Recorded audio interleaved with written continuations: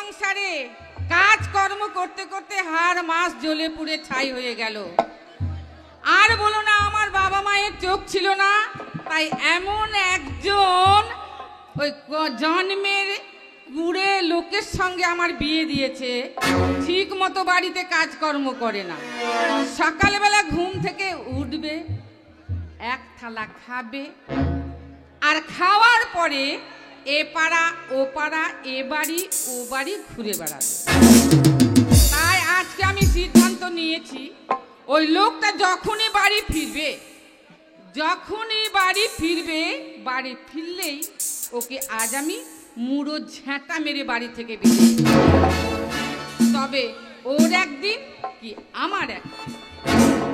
এইটা তো আমার বাড়ি মনে হচ্ছে, এইটা তো আমার বাড়ি। তা ডেকে দেখি, কই গো গিন্নি আছো? কি মধুর সুরে ডাকছে, কই গো গিন্নি আছো? ঘরের দরজাটা খোলা আছে, তা ওই মুখ পুরা মুন্সের হুঁশ নাই। বলি দরজা খোলা আছে, দরজা খোলো, দরজা খোলো, আমি ভিতরে যাব। এই শুনতে পাচ্ছ না? বলছি না দরজা খোলা আছে। এই যে কি হলো? চিৎকার করে মরে যাচ্ছে আর দরজা খুলছো না কেন? তুমি শুনতে পাচ্ছ না? তোমাকে ভেতরে আসতে বলছি। তোমার ভাষার উত্তর আমার জানা নেই। যাক, আমি সংসারের চাপ কাজ নিয়ে আমি ব্যস্ত আছি। তুমি কি করছিলে তাই বলো? আমি আবার কি করব? আমার আর করার কি আছে? ঘরে যখন কেউ নেই, নিজের মনের জ্বালা মনে মনেই মেটাচ্ছি, তাছাড়া তো আর আমার কিছু করার নেই। বেশ, তো বলি সংসারটা চলবে কি করে? যেভাবে চলছে সেইভাবে চালাও, এর থেকে ভালো আর চালাবার চেষ্টা করো না। এক কাজ করো, কেউ যখন নেই তুমি আমায় গান শোনাও। গান শোনাবো? কেন তুমি আমায় শোনাতে পারো না কেন?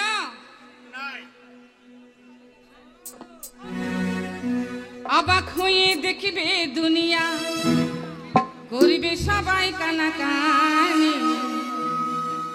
মুখে মুখে রটে যাবে আমাদের প্রেম কাহিনী, মুখে মুখে রটে যাবে আমাদের প্রেম কাহিনী, মুখে মুখে রটে যাবে আমাদের প্রেম কাহিনী।